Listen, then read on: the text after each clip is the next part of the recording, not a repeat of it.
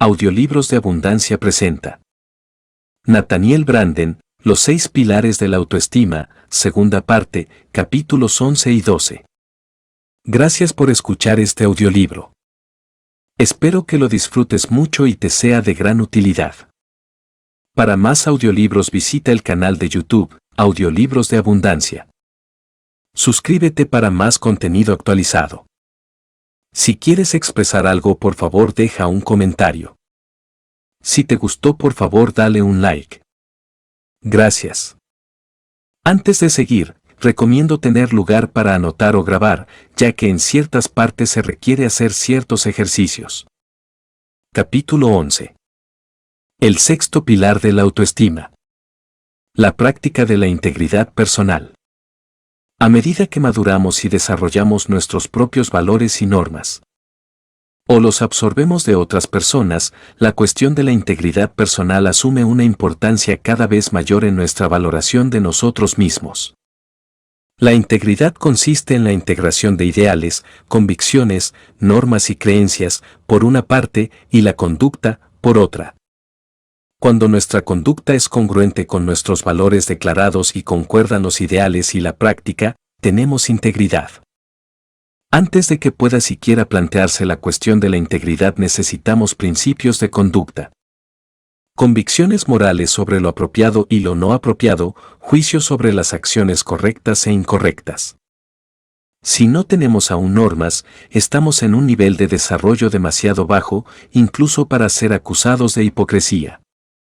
En este caso, nuestros problemas son demasiado graves como para ser definidos meramente como una falta de integridad. La cuestión de la integridad solo se plantea para quienes tienen normas y valores, es decir, por supuesto, para la gran mayoría de los seres humanos. Cuando nos comportamos de una forma que entra en conflicto con nuestro criterio acerca de lo que es adecuado, se nos cae el alma a los pies. Nos respetamos menos. Si esta conducta se vuelve habitual, confiamos menos en nosotros mismos o dejamos de confiar por completo. La aceptación de uno mismo es una condición previa del cambio o la mejora, pero la autoestima se resiente necesariamente cuando una quiebra de la integridad hiere la autoestima. Lo único que puede curarlo es la práctica de la integridad. Cuando nos comportamos de una manera que entra en conflicto con nuestro criterio acerca de lo que es adecuado, se nos cae el alma a los pies. Al nivel más elemental, la integridad personal supone cuestiones como estas. ¿Soy una persona honesta, fiable y digna de confianza? ¿Mantengo mis promesas? ¿Hago las cosas que digo y admiro y evito las cosas que afirmo deplorar? ¿Soy una persona justa en mis relaciones con los demás? A veces podemos encontrarnos presos en un conflicto entre valores diferentes que chocan en un determinado contexto, y la solución puede estar lejos de ser obvia. La integridad no garantiza que hagamos la mejor elección. Solo exige que sea auténtico nuestro esfuerzo por tomar la mejor elección, que permanezcamos conscientes, conectados a nuestro conocimiento. Que apliquemos nuestra mejor claridad racional, asumamos la responsabilidad de nuestra elección y sus consecuencias y no pretendamos huir en una confusión mental. Congruencia. La integridad significa congruencia, concordancia entre las palabras y el comportamiento. De las personas a que conocemos, confiamos en algunas y en otras no. Si nos preguntamos la razón, veremos que es básica esa congruencia. Confiamos en la congruencia y sospechamos de la incongruencia. Los estudios revelan que en las organizaciones hay muchas personas que no confían en sus superiores. ¿Por qué? Por falta de congruencia.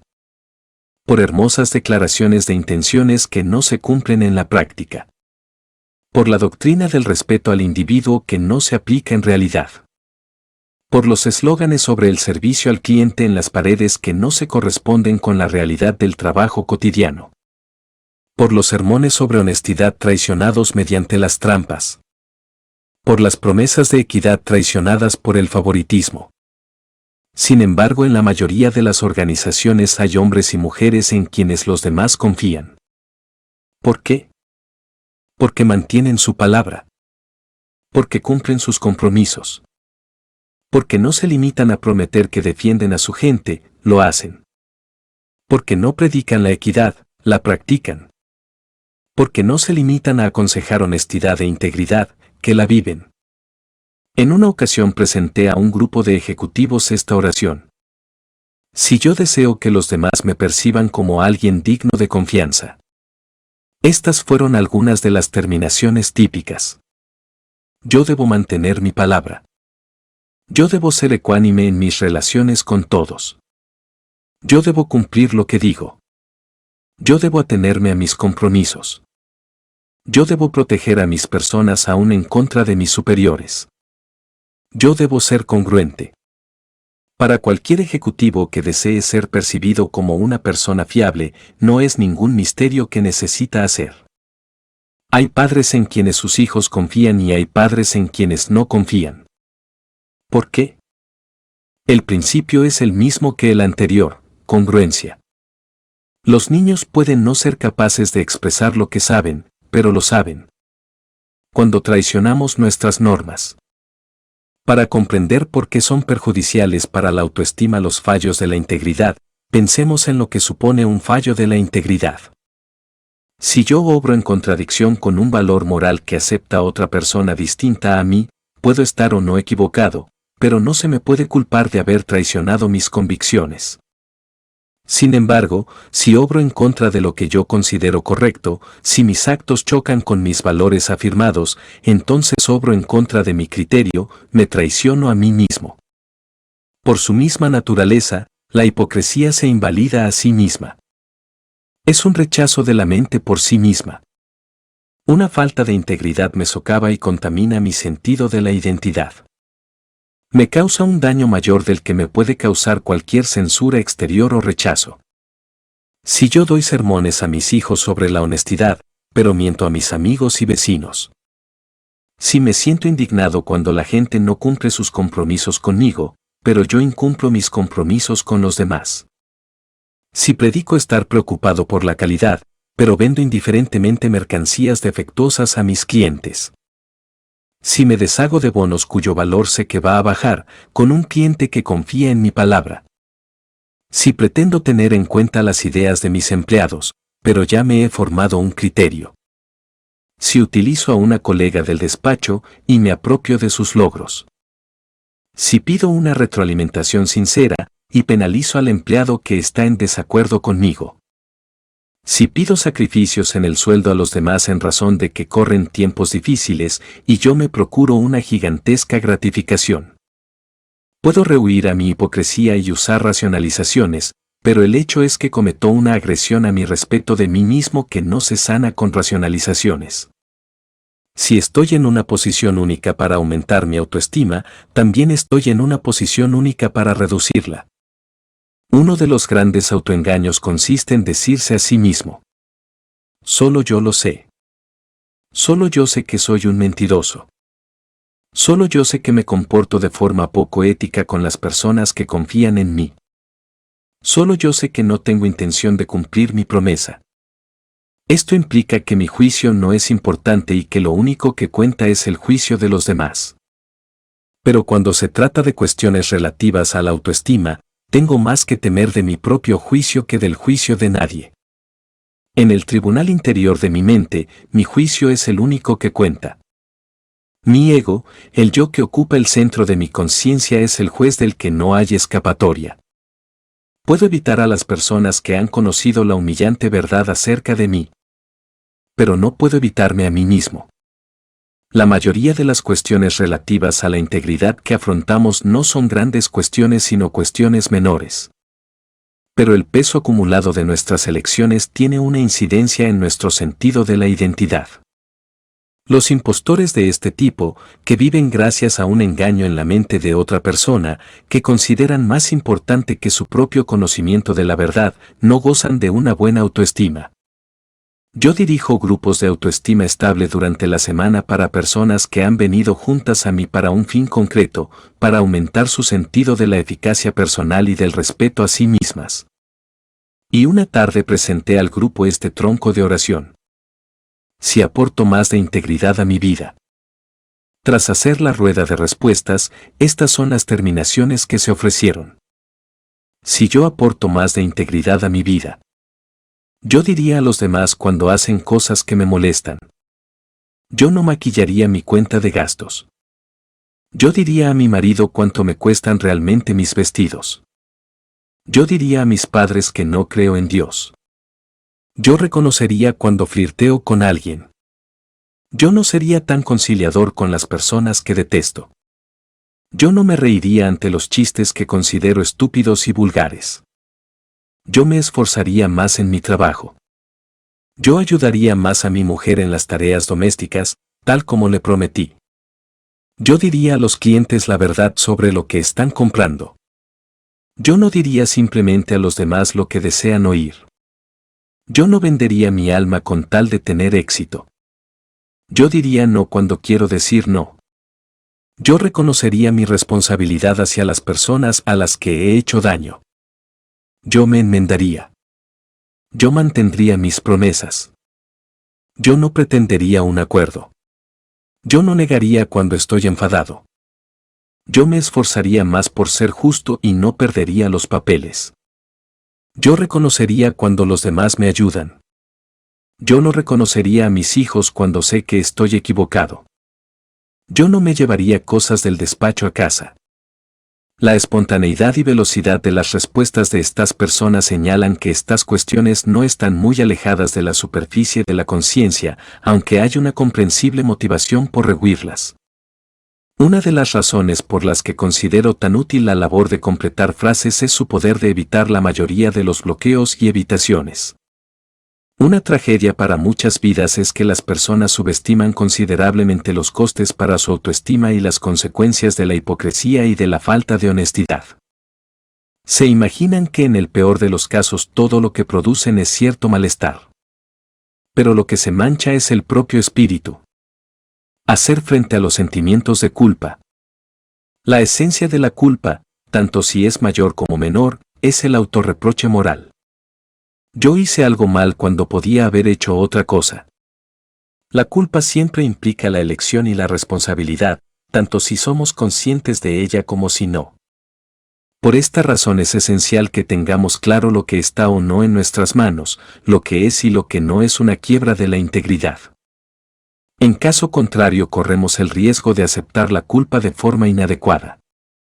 La idea del pecado original es por su misma naturaleza contraria a la autoestima.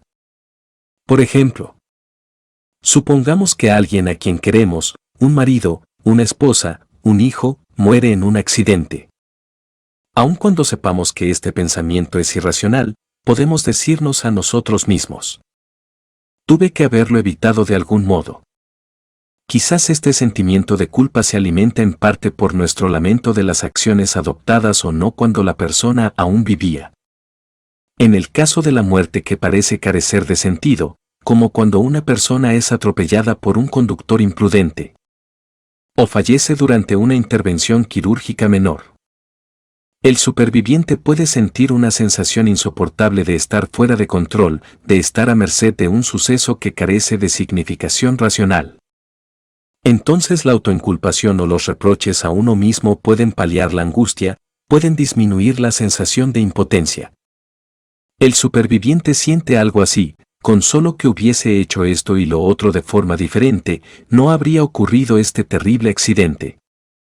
Así pues, la culpa puede servir al deseo de eficacia proporcionando una ilusión de eficacia. Vemos el mismo principio cuando los niños se culpan de cosas que han hecho mal sus padres. Si yo no fuese malo, papá no habría pegado a mamá. Si yo no fuese malo, mamá no se habría embriagado e incendiado la casa. Este problema lo examino en mi libro, El respeto hacia uno mismo. La protección de la autoestima exige una comprensión clara de los límites de nuestra responsabilidad personal. Cuando no podemos hacer nada, no puede existir responsabilidad, y cuando no hay responsabilidad no es razonable reprocharse algo a uno mismo. Lamentarse, sí; culpabilizarse, no. La idea de pecado original de una culpa a la que no podemos sustraernos, no somos libres de elegir, ante la que no tenemos alternativa por su misma naturaleza contraria a la autoestima. La idea misma de culpa sin voluntad o responsabilidad es una agresión tanto a nuestra razón como a la moralidad. Pensemos sobre la culpa y sobre cómo puede resolverse en las situaciones en las que somos responsables personalmente. En términos generales son precisos 5 pasos para recuperar nuestro sentido de la integridad con respecto a una ruptura particular. 1. Debemos admitir el hecho de que somos nosotros quienes hemos cometido la acción particular. Debemos afrontar y aceptar la plena realidad de lo que hemos hecho, sin desvincularnos o evitarlo. Lo asimilamos, lo aceptamos, asumimos nuestra responsabilidad. 2. Intentamos comprender por qué hicimos lo que hicimos. Lo hacemos de forma compasiva, como dijimos en relación con la práctica de la aceptación de uno mismo, pero sin justificaciones evasivas. 3. Si han participado otras personas, como sucede a menudo, reconocemos expresamente a la persona o personas en cuestión el daño que hemos causado. Manifestamos nuestra comprensión de las consecuencias de nuestra conducta. Reconocemos lo mucho que les ha afectado. Expresamos una comprensión de sus sentimientos.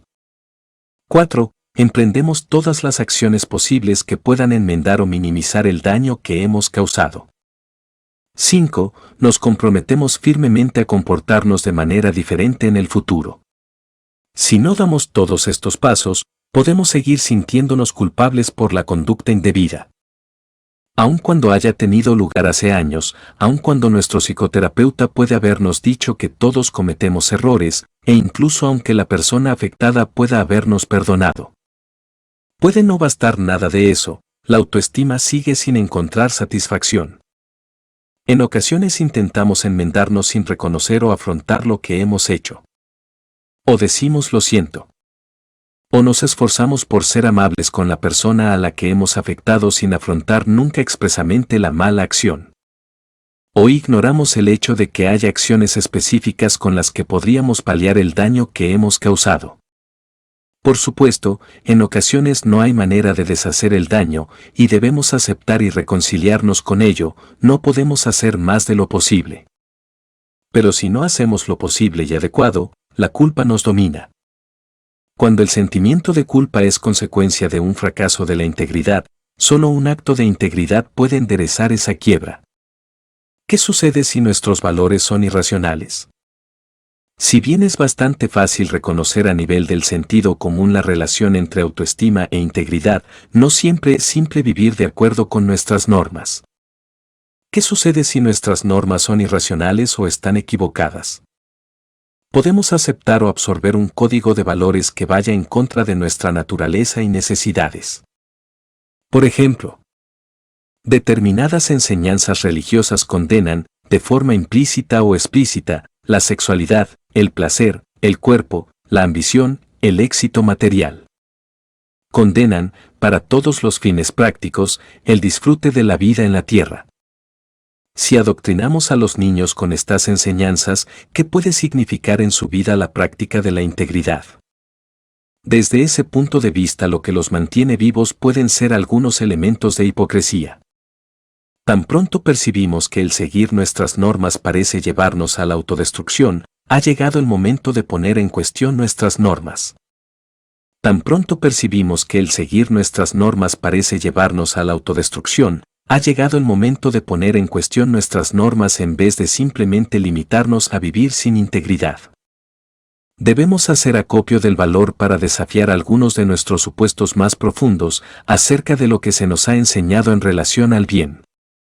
Que hace falta coraje se evidencia en las siguientes terminaciones de frase comúnmente escuchadas en mis sesiones terapéuticas.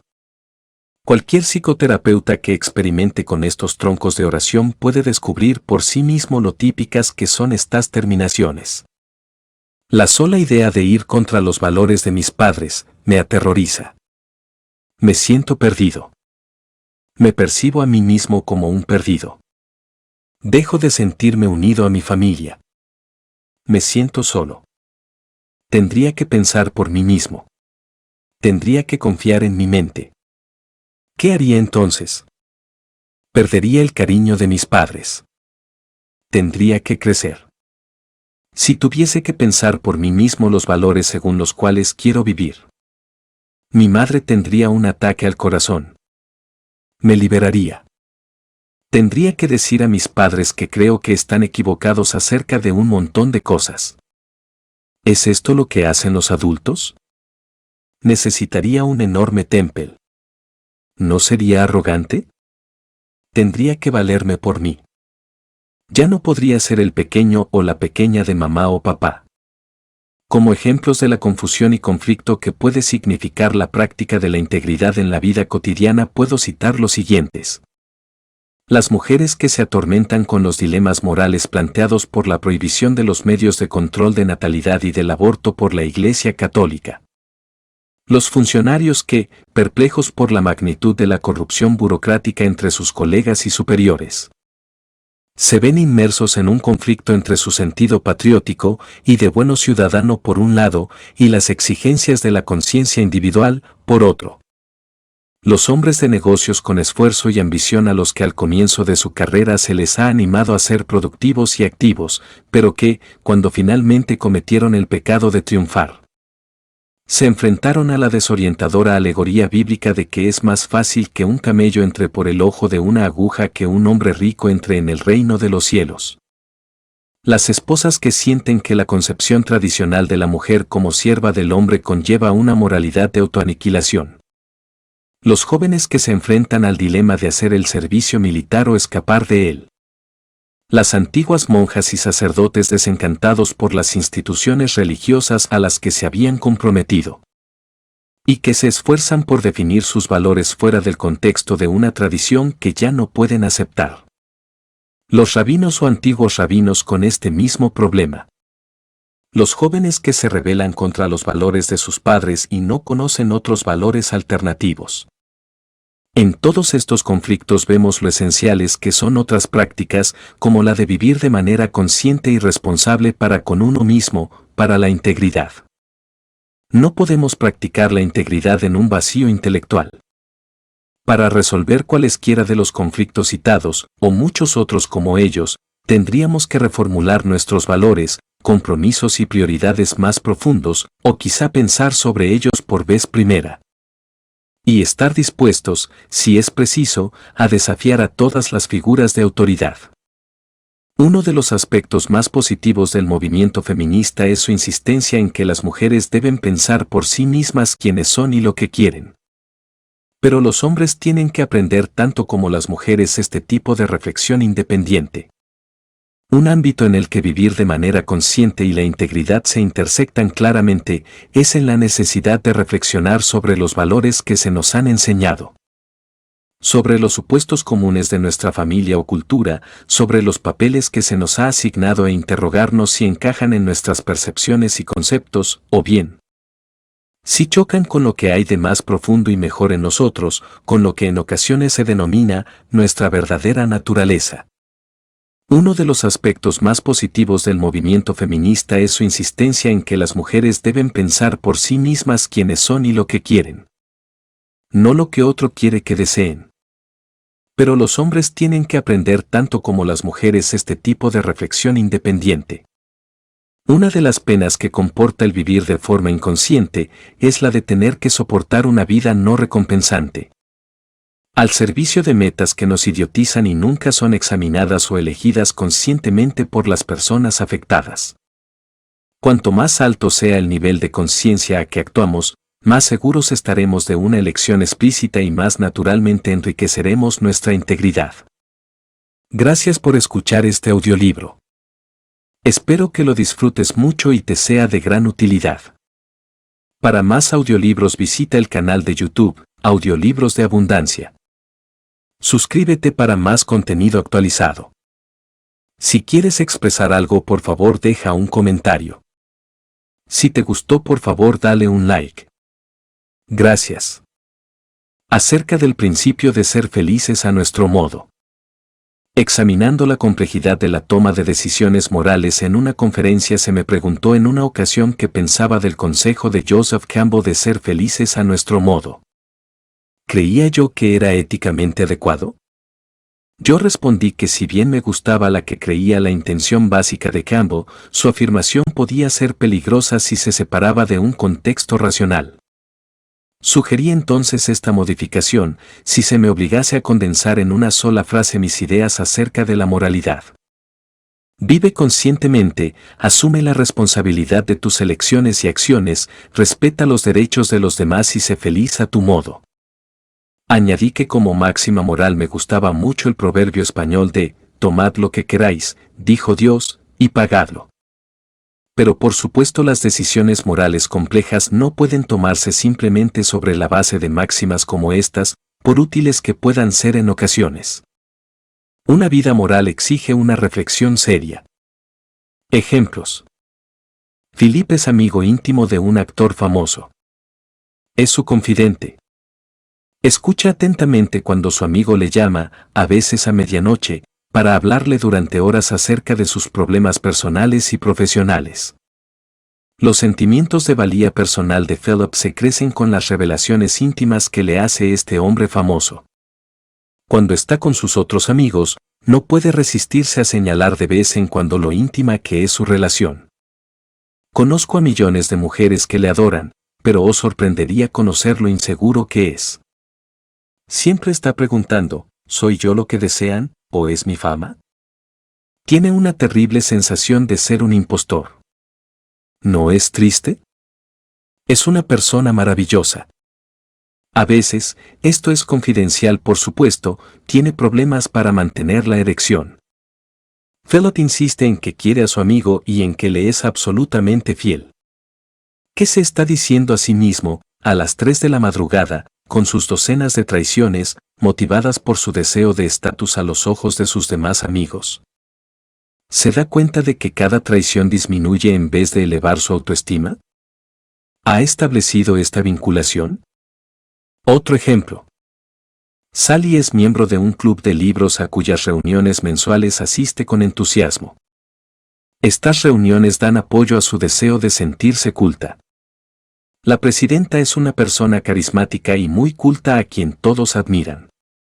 La mayoría de las mujeres se sienten orgullosas cuando comparte sus apreciaciones literarias. Quieren estar a buenas con ella, porque eso refuerza sus sentimientos de valía personal. En cierta ocasión la presidenta tuvo un altercado con un miembro del club, una persona que había sido buena amiga de Sally durante años. Nadie conoce el motivo de la disputa. La presidenta prefiere no hablar sobre el particular más que en términos muy generales. Pero se las arregla para que todos sepan que esta persona, que fue expulsada del club, es persona non grata. Desde entonces, si alguien habla con ella, no quiere que nadie lo sepa. Cuando esta mujer telefonea a Sally ansiosa por hablar sobre su punto de vista en relación al conflicto, Sally encuentra una excusa para colgar. Teme que si oye la posición de su amiga y le conmueve se vea inmersa en un conflicto imposible. No quiere perder estatus con sus demás amigos o con la presidenta. Por ello no devuelve las llamadas a su amiga. Cada vez encuentra más reproches hacia su amiga. Con frecuencia empieza a divulgar su propia relación de agravios, de los cuales nunca había hablado antes. Su recompensa es la sonrisa de aprobación en la cara de la presidenta y su posterior aumento de la intimidad. Ella conoce la recompensa pero no es igualmente consciente de su precio, una merma del respeto a sí misma. Otro ejemplo. Hasta que su empresa de electrónica empezó a acusar la competencia extranjera, Irving fue siempre defensor del libre comercio. Se mofaba de los hombres de negocios que buscaban la ayuda estatal para conseguir privilegios, favores o diversas formas de protección especiales. Eso no es capitalismo verdadero, decía. Ahora está aterrorizado, sabe que sus productos no son tan buenos como los de sus competidores extranjeros, que no cesan de introducir innovaciones en el mercado. Así pues, se pone en contacto con una empresa de relaciones públicas que le ayude a escribir discursos en favor de las restricciones estatales a las importaciones que le amenazan. Contrata a una empresa de Washington para que presione en favor de medidas legislativas que le protejan. Cuando sus socios intentan señalar que las industrias protegidas tienen una historia de debilidad crónica, no tiene en cuenta sus observaciones. No desea pensar sobre el particular, le resulta irritante pensar en ello. Esto es diferente, dice sin explicar cómo o en qué manera. Cuando le dicen que la gente debe ser libre de comprar el mejor producto existente a cambio de su dinero, responde indignado.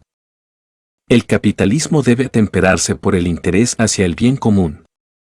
Cuando le retan observando que él compra mercancía extranjera cuando es superior a la nacional, responde: ¿acaso no tengo derecho a conseguir lo mejor a cambio de mi dinero? Cuando le invitaron a ofrecer la conferencia inaugural en la universidad en la que se licenció, elige como tema: vivir con integridad. Otro ejemplo. Ya he dicho que las decisiones morales no son siempre fáciles y que a veces, correcta o incorrectamente, sentimos que nuestras elecciones son penosamente complejas y difíciles. Hace muchos años me casé con una mujer con la que estaba muy unido pero a la que ya no quería. Mi romance con Ayn Rand se marchitaba pero no terminaba oficialmente. Ambas relaciones estaban dolorosamente sin resolver cuando conocí y me enamoré apasionadamente de una tercera mujer con la que me casaría después, Patricia, que moriría con 37 años de edad.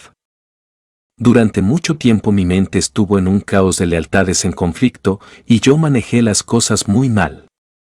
No conté la verdad a mi esposa o a Ayn tan pronto como pude haberlo hecho por razones que no vienen al caso. Las razones no modifican los hechos. Las mentiras no funcionan. Fue un largo camino, pero al final cobré dolorosamente conciencia de algo que ya sabía desde el principio. Que ha de decirse la verdad y que el andar con dilaciones y retrasos no hizo más que empeorar las cosas para todos. No conseguí proteger a nadie, y menos a mí mismo. Si parte de mi motivo era proteger a personas a las que quería, les causé una herida peor de la que habrían tenido de otro modo. Si parte de mis motivos fue proteger mi autoestima evitando un conflicto entre mis valores y lealtades, la que salió perdiendo fue mi autoestima. Las mentiras no funcionan. Ejercicios de completar frases para facilitar la práctica de la integridad. Si examinamos nuestra vida, podemos advertir que nuestra práctica de la integridad muestra incongruencias. Hay ámbitos en los que la practicamos más y otros en los que la practicamos menos. En vez de sustraernos a este hecho, es útil analizarlo. Vale la pena reflexionar en lo siguiente. ¿Qué me impide practicar la integridad en todos los ámbitos de mi vida? ¿Qué sucedería si viviese mis valores de manera congruente? A continuación presento oraciones que pueden ayudar en el proceso de exploración. Para mí la integridad significa: si pienso acerca de los ámbitos en que tengo dificultad en practicar una total integridad. Si aporto un mayor nivel de conciencia a los ámbitos en los que tengo dificultad en practicar la integridad plenamente. Si aporto más integridad a mi vida. Si aporto más de integridad a mi trabajo. Si aporto más de integridad a mis relaciones. Si mantengo la lealtad a los valores que realmente creo correctos. Si me niego a vivir de acuerdo con valores que no respeto. Si considero mi autoestima algo prioritario. Si es verdad cualquiera de las cosas que estoy escribiendo, podría ser útil que yo. Si opta por tener un mayor grado de conciencia de lo que hace, quizás constate que ahora resulta factible vivir con una mayor integridad. Una aplicación práctica. Un cliente me preguntó: ¿cree usted que es realmente tan vergonzoso hinchar mi cuenta de gastos? Todo el mundo lo hace. Imagino, le dije, que hacerlo debe de molestarle algo, pues de lo contrario no lo habría mencionado. He estado completando estos comienzos de frase. Si aporto más integridad a mi vida.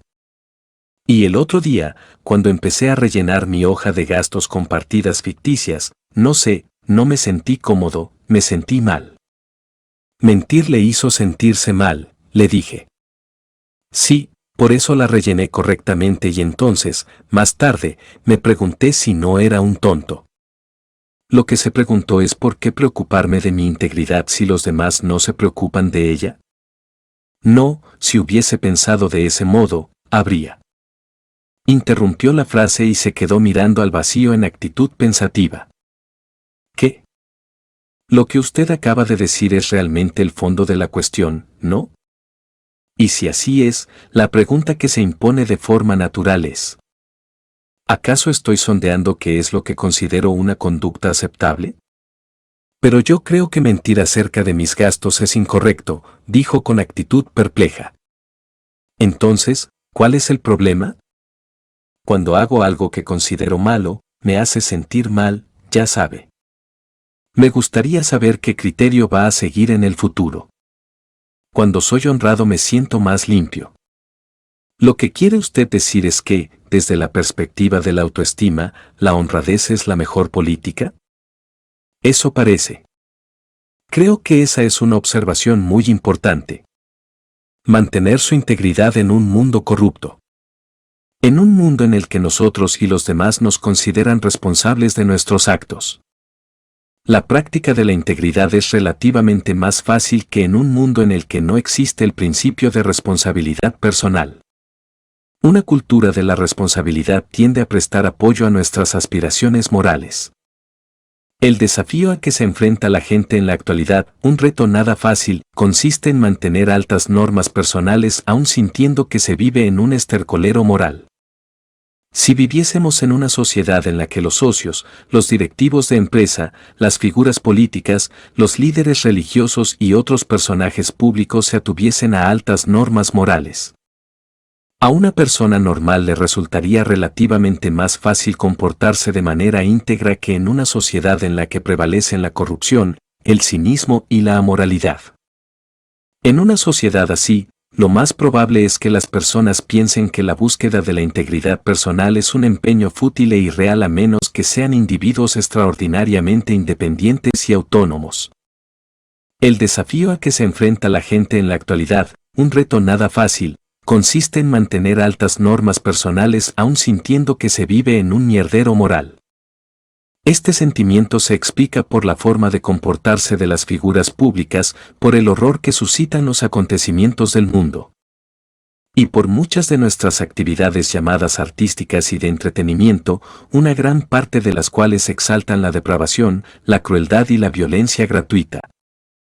Todo ello concurre para que la práctica de la integridad personal sea un empeño solitario y heroico.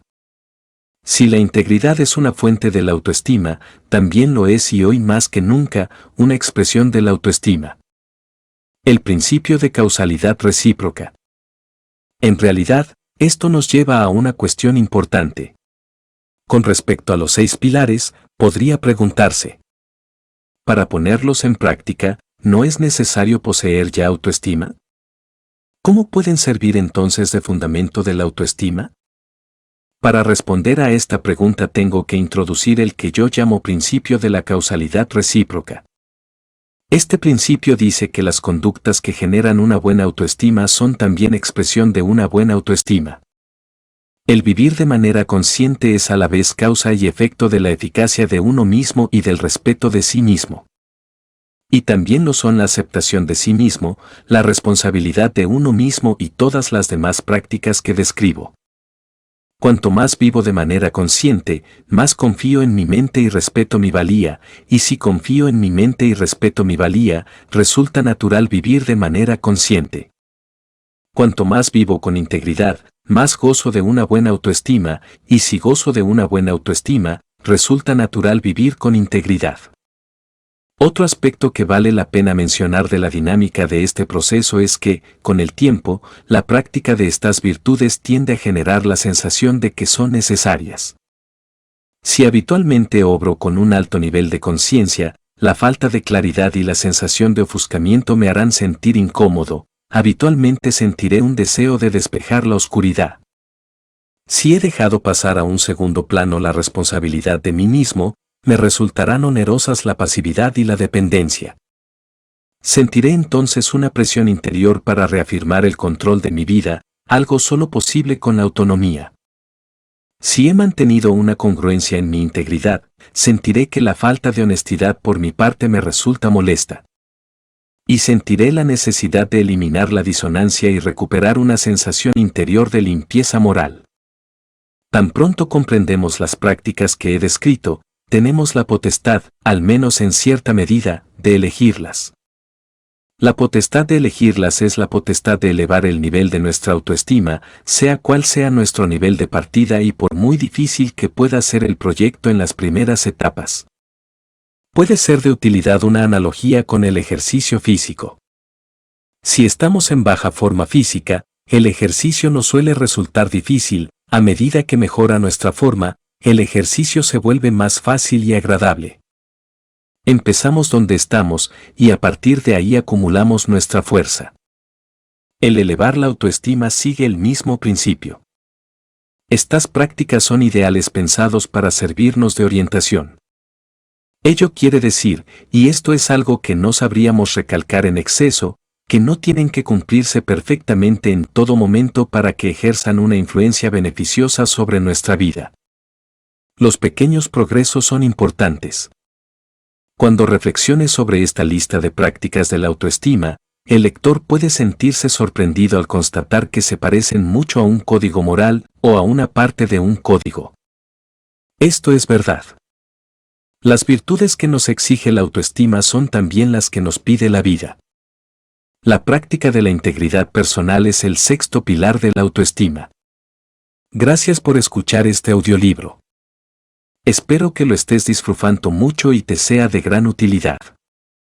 Para más audiolibros visita el canal de YouTube, Audiolibros de Abundancia. Suscríbete para más contenido actualizado.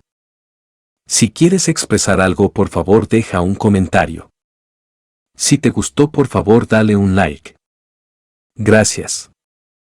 Antes de seguir, recomiendo tener lugar para anotar o grabar, ya que en ciertas partes se requiere hacer ciertos ejercicios. Capítulo 12. La filosofía de la autoestima. Si integramos en nuestra vida cotidiana estas 6 prácticas, la autoestima se reforzará y tendrá un mayor apoyo. En caso contrario, socavaremos y dañaremos a nuestra autoestima. Esta es la tesis central de lo que hemos visto en esta segunda parte. Pero ¿qué decir de las creencias, premisas e ideas de una persona? ¿Son las prácticas lo único que importa o también las convicciones desempeñan un papel en el apoyo de la autoestima? La respuesta es que las convicciones son importantes porque generan emociones y acciones, prácticas. Son un factor decisivo en el desarrollo de la autoestima de una persona. Lo que piensan las personas, lo que creen, lo que se dicen a sí mismas, influye en lo que sienten y en lo que hacen. A su vez, las personas experimentan lo que sienten y hacen como factores significativos de su identidad. La segunda parte comenzó con un capítulo titulado, El enfoque centrado en la acción. La acción tiene la última palabra, por cuanto sin ella no puede conseguirse o mantenerse ningún valor vivo. Las creencias en un vacío, separadas de la acción, no significan nada. Pero como las creencias afectan a las acciones, como tienen implicaciones para la acción, tenemos que examinarlas en sí mismas. Hay creencias que conducen a las prácticas que he descrito, y hay creencias que nos separan de ellas. Cuando hablo de creencias en este contexto, me refiero a convicciones profundamente arraigadas en nuestro ser. No me refiero a nociones a las que rendimos pleitesía de forma nominal o a ideas que nos imponemos en la esperanza de que nos inciten una motivación deseada. Me refiero a premisas que tienen la facultad de provocar emociones y estimular y guiar la conducta. No siempre somos plenamente conscientes de nuestras creencias. Estas pueden no existir en nuestra mente en la forma de proposiciones explícitas. Pueden estar tan implícitas en nuestro pensamiento que apenas seamos conscientes de ellas o no seamos nada conscientes. Sin embargo, están claramente subyacentes a nuestros actos. Podemos concebir estas ideas como la filosofía de la autoestima, un conjunto de premisas relacionadas entre sí que inspiran las conductas que producen una firme sensación de eficacia y valía personal. También podemos ver en ellas una explicación, en forma resumida, de la filosofía básica que anima este libro. Divido las creencias que tienen importancia para la autoestima en 2 categorías. Las creencias sobre uno mismo. Las creencias sobre la realidad. En cada caso es obvia la relevancia de la idea para la autoestima. Creencias sobre uno mismo que apoyan la autoestima de tipo general: yo tengo derecho a existir. Yo tengo un gran valor para mí mismo. Yo tengo el derecho a satisfacer mis necesidades y deseos, a considerarlos importantes. No estoy en la tierra para cumplir las expectativas de nadie, mi vida me pertenece. Y esto vale igualmente para cualquier otro ser humano. Cada persona es el propietario de su vida. Nadie está en la tierra para cumplir mis expectativas. Yo no me considero propiedad de nadie y no considero a nadie propiedad mía. Yo soy una persona encantadora. Yo soy una persona admirable. Normalmente las personas a las que admiro y respeto me apreciarán y respetarán. Debo tratar con los demás de manera justa y equitativa y los demás deben tratarme justa y equitativamente. Merezco ser tratado cortésmente y con respeto por todos. Si la gente me trata de manera descortés o irrespetuosa, eso es un reflejo de ellos, no de mí. Solo será un reflejo de mí si acepto como correcto el trato que me dispensan. Si alguien a quien aprecio no me corresponde, puede resultar desalentador o incluso doloroso, pero no es un reflejo de mi valía personal. Ninguna otra persona o grupo tiene la potestad de determinar cómo tengo que pensar y sentir respecto a mí mismo. Yo confío en mi mente. Yo veo lo que veo y sé lo que sé. Me conviene más conocer la verdad que darme la razón a expensas de los hechos. Si yo persevero, puedo comprender las cosas que tengo que comprender. Ninguna otra persona o grupo tiene la potestad de determinar cómo tengo que pensar y sentir respecto a mí mismo. Si yo persevero, y si mis metas son realistas, yo soy competente para conseguirlas. Yo soy competente para hacer frente a los retos básicos de la vida. Yo merezco la felicidad. Yo soy suficiente. Esto no quiere decir que no tenga que aprender nada más ni crecer más. Significa que tengo el derecho a aceptarme a mí mismo, como vimos antes. Yo soy capaz de recuperarme de una derrota. Yo tengo el derecho a cometer errores, esta es una de las maneras de aprender. Los errores no son razón para condenarse a uno mismo.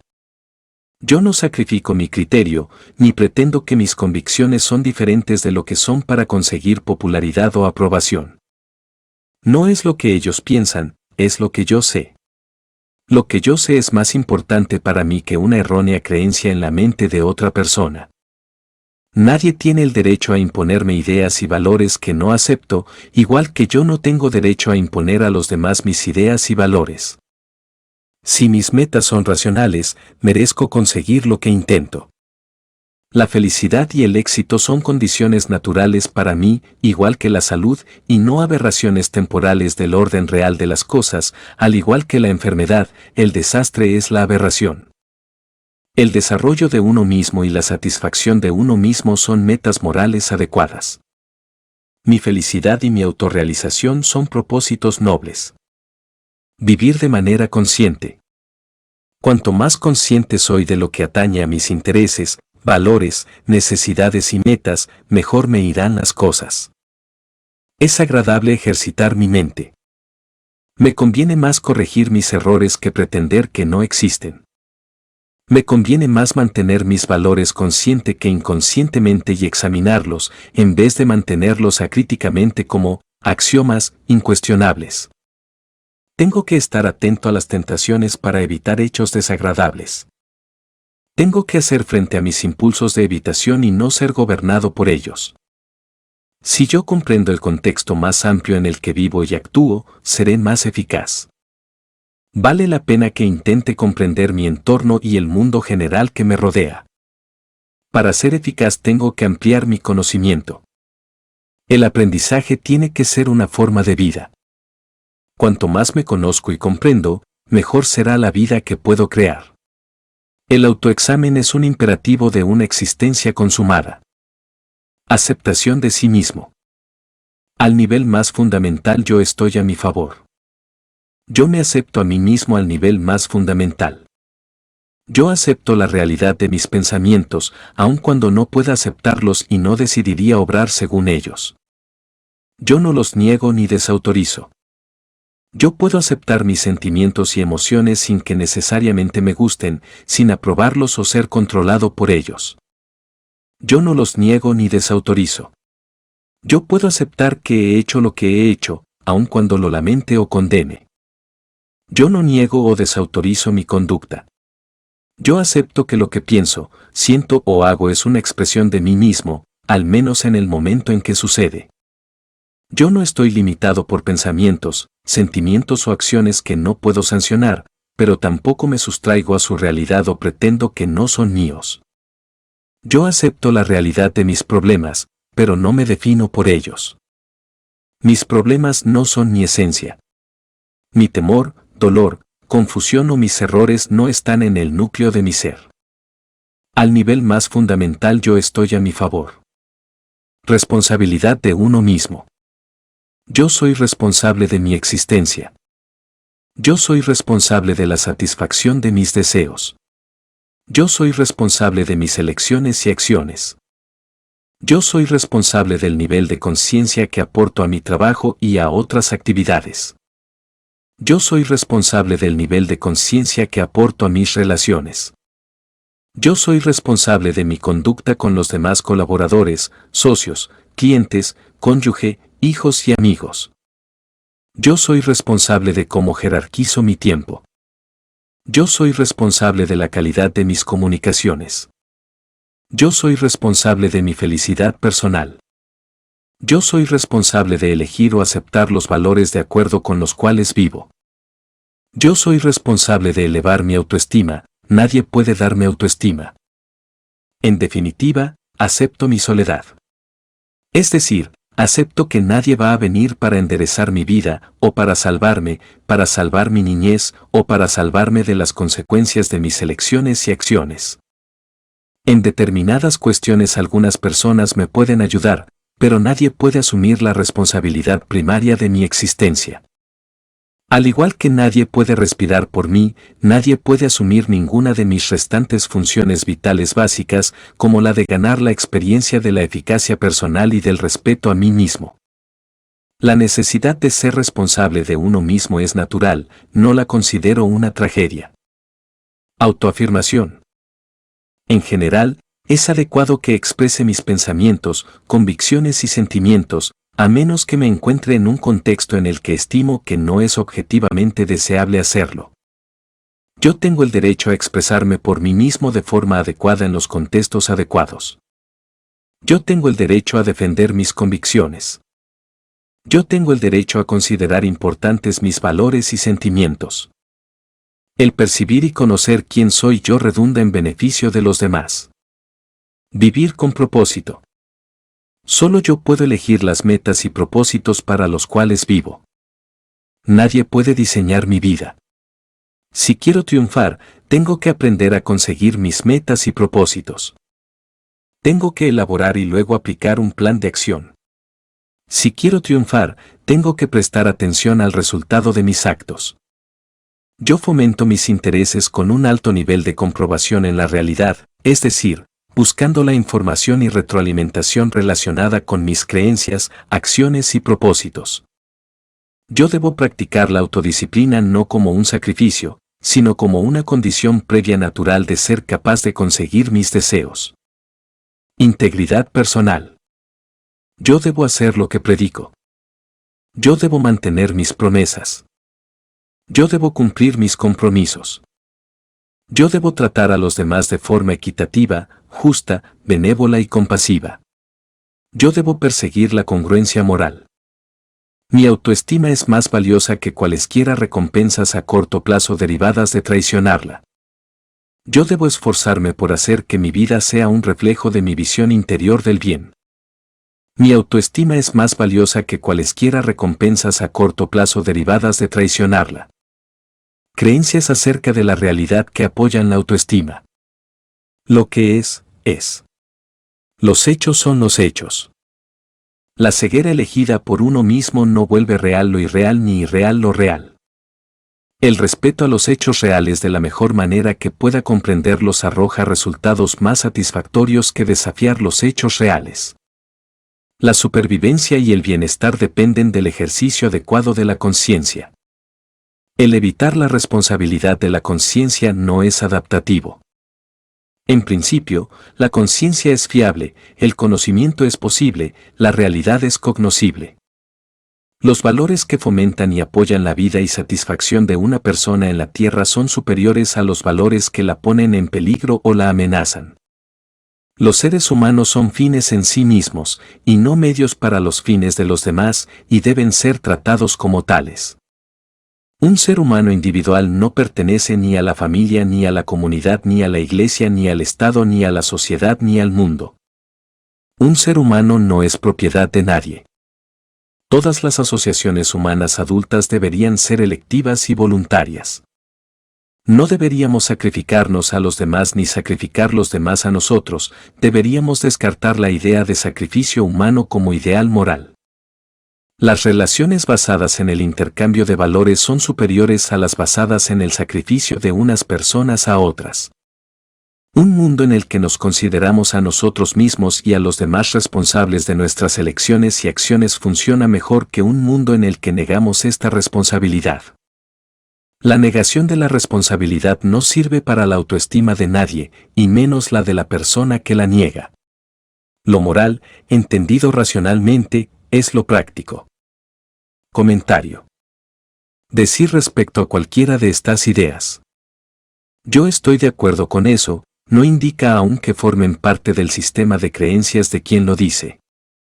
Como indiqué antes, las ideas solo pueden considerarse creencias en el sentido a que aquí nos referimos si se experimentan como verdaderas a un nivel muy profundo y se manifiestan en la conducta. Esta lista de creencias no se ofrece con carácter exhaustivo. Probablemente hay otras que son tan relevantes para la salud de la autoestima. Las que he identificado son las que conozco que apoyan más claramente las 6 prácticas. En la medida en que se experimenten de forma genuina tienden a inspirar la conciencia, la aceptación de uno mismo, la responsabilidad de uno mismo, la autoafirmación, la vida con propósito y la integridad. Confío que quede claro que considero que estas creencias están justificadas racionalmente.